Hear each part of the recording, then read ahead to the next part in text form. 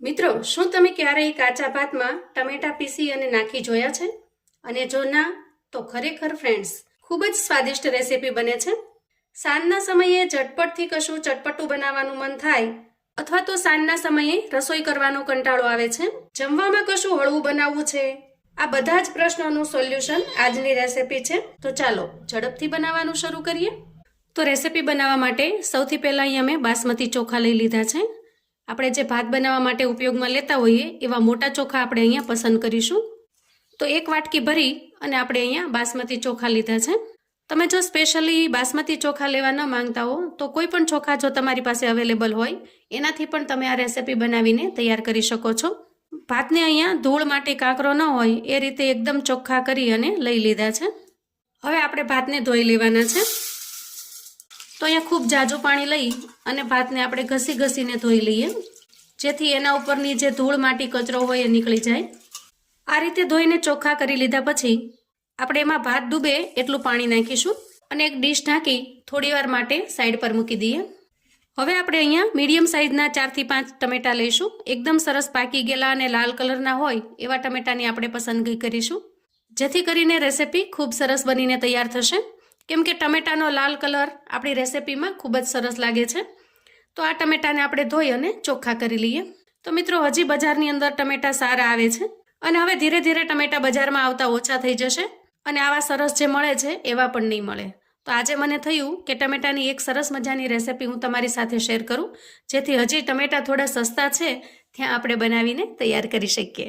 હવે આ ટમેટાને આપણે રફલી ચોપ કરી લેવાના છે અને પીસને મિક્સર જારમાં એડ કરી સરસ મજાની ટોમેટો પ્યુરી તૈયાર કરી લઈએ. તો અહીંયા જુઓ, એકદમ સરસ ટોમેટો પ્યુરી તૈયાર થઈ ગઈ છે.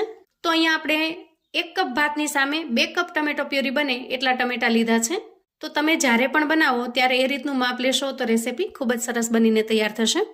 હવે જુઓ, અંદાજે 7 થી 8 મિનિટ થઈ ગઈ છે અને ભાત સરસ મજાના પલળી ગયા છે. તો ફરી આપણે ભાતને એક વખત ધોઈ લઈએ અને વધારાનું જે પાણી છે એને કાઢી લઈએ. હવે જુઓ, આપણે અહીંયા એક નોનસ્ટિક પેન લઈશું અથવા તો કોઈ જાડા તળિયાની કડાઈ લઈશું અને આ પેનની અંદર આપણે ભાતને એડ કરી દઈએ.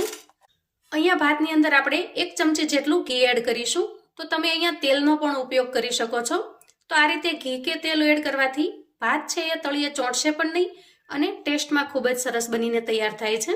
તો ઘીની જગ્યાએ તમે જે કાંઈ ઘરમાં ખાદ્ય તેલ વાપરતા હો એનો પણ ઉપયોગ કરી શકો છો. કોઈ પણ તેલ તમે અહીંયા વાપરી શકો છો અથવા તો ઘી કે બટર પણ વાપરી શકો છો. અને હવે આપણે તૈયાર કરેલી ટોમેટો પ્યુરીને આપણે ભાતની અંદર એડ કરી દઈએ. તો અહીંયા આપણે 1 કપ ભાતની સામે 2 કપ ટોમેટો પ્યુરી એડ કરી છે. અહીંયા ટોમેટો પ્યુરીને આપણે ભાતની અંદર સારી રીતે એડ કરી દઈએ. તો જોતા જ લાગે છે મિત્રો કે રેસીપી એકદમ ગજબની બનીને તૈયાર થવાની છે. હવે આ રીતે મિક્સ કર્યા પછી આપણે ઢાંકણ ઢાંકીશું અને 5 થી 7 મિનિટ આપણે પ્યુરીની અંદર ભાતને ચડવા દઈશું. વચ્ચે જો એવું લાગે તો આપણે એકાદ વખત ચલાવી લેવાનું છે. હવે ભાત ચડી જાય ત્યાં સુધીમાં આપણે આગળની તૈયારી કરીએ. તો અહીંયા મેં મીડિયમ સાઇઝની 2 ડુંગળી લીધી છે. તો ડુંગળીના ફોફા કાઢી અને આપણે એને ચોખ્ખી કરી લઈએ. તો ડુંગળીને આપણે અહીંયા આ રીતે લચ્છામાં સમારી લેવાની છે. આ રીતે લાંબી કટ કરી લેવાની છે. એકદમ ટેસ્ટી અને ટેંગી બને છે આ રેસીપી. તો જુઓ, બસ આ રીતે આપણે ડુંગળીને સમારી લેવાની છે. તો જુઓ, અંદાજે 5 મિનિટ જેટલો સમય થયો છે. અહીંયા તમે જોઈ શકો છો કે પ્યુરી છે એ એકદમ ભાતની અંદર સોક થઈ ગઈ છે. એટલે કે ભાત અને પ્યુરી બંને એક સરખા મિક્સ થઈ ગયા છે. અને અહીંયા આપણે ભાતને ચેક કરી લઈએ. જુઓ, ભાત છે એ મોટા ભાગે ચડી ગયા છે. તો અહીંયા અંદાજે 4 થી 5 ચમચી જેટલું પાણી એડ કરીશું અને હવે માત્ર એકાદ મિનિટ જેવું થવા દઈએ, જેથી કરીને ભાત છે એકદમ સરસ સોફ્ટ થઈ જશે. હવે અંદાજે એકાદ મિનિટ જેવો સમય થયો છે. વાહ! તો અહીંયા જુઓ, એકદમ સરસ ખીલેલા ભાત તૈયાર થયા છે. એકદમ સરસ સોફ્ટ અને છૂટા છૂટા. આપણે અહીંયા કોઈ પણ જાતનો કલર કે કશું જ એડ કર્યું નથી, માત્ર ટમેટા જ એડ કર્યા છે. હવે આ ભાતને આપણે ઢાંકીને મૂકી દઈએ અને આગળની તૈયારી કરીએ. અને ગેસ ઉપર આપણે એક કડાઈ મૂકીશું અને પેનની અંદર આપણે 2 ચમચા જેટલું ઘી લઈશું. મિત્રો, અહીંયા ઘીની જગ્યાએ તમે તેલનો પણ ઉપયોગ કરી શકો છો, પણ ઘીથી એકદમ હેલ્ધી અને ટેસ્ટી રેસીપી બને છે. ઘી થોડું ગરમ થાય એટલે આપણે સમારીને તૈયાર કરેલી ડુંગળી એડ કરીએ. આપણી આજની રેસીપીમાં ડુંગળી થોડી વધારે હશે તો ખૂબ જ ટેસ્ટી લાગશે, એટલે થોડી ડુંગળી વધારે રાખી છે મેં. તો અહીંયા ડુંગળી એકદમ સરસ સોનેરી કલરની થાય ત્યાં સુધી આપણે એને સાંતળી લેવાની છે. અહીંયા ડુંગળી સરસ ફ્રાય થઈ ગઈ છે. આ સ્ટેજે આપણે આમાં થોડા શિંગદાણા ઉમેરીશું. તો અહીંયા મેં નાની વાટકી જેટલા શિંગદાણા લીધા છે. એને પણ આપણે ડુંગળીની સાથે ફ્રાય કરી લેવાના છે. તીખાશ માટે મેં અહીંયા લીલું મરચું લીધું છે, થોડું અમથું નાનું ઝીણું ઝીણું સમારીને. હવે આપણે સૂકા મસાલા કરી લઈએ. તો અહીંયા અડધી કરતાં પણ ઓછી એટલી ચમચી ભરીને હું હળદર લઉં છું. એક આખી ચમચી ભરી અને આપણે ધાણા જીરું પાવડર લઈશું અને એક ચમચી ભરીને હું અહીંયા કાશ્મીરી લાલ મરચું લઉં છું. અને પછી ઉમેરીશું આપણે સ્વાદ પ્રમાણે મીઠું. તો અહીંયા આપણે ભાતની અંદર પણ મીઠું નાખ્યું નથી, કેમ કે ઘી ઉમેર્યું હતું. આ રીતે સારી રીતે મિક્સ કરી લેવાનું છે અને પછી તૈયાર થયેલા ભાતને આપણે એડ કરી દેવાના છે. તો અહીંયા તમે જોઈ શકો છો, નોનસ્ટિક પેન હોવાથી બિલકુલ ભાત ચોંટ્યા નથી. હવે આ બધી જ વસ્તુને આપણે મિક્સ કરી દઈએ. એકદમ ટેંગી અને ટેસ્ટી રેસીપી બને છે. તો મિત્રો, આજની રેસીપી મેં સાઉથ ઇન્ડિયન ડિશ પરથી લીધી છે. સાઉથની અંદર આ રીતે ટોમેટો રાઈસ બનાવવામાં આવે છે.